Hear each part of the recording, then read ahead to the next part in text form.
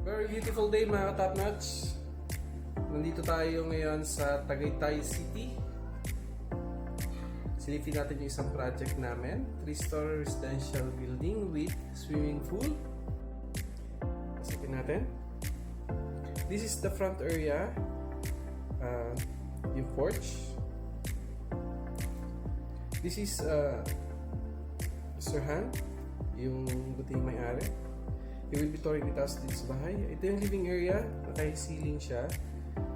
Yung kitchen, nag-aayos sila so hindi natin naikutan. This is bedroom 1 sa ground floor.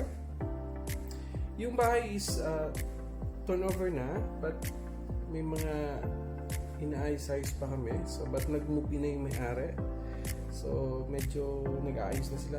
Ito yung living area natin, naka-ceiling. Yung hagdan is made of, yung stair railings is made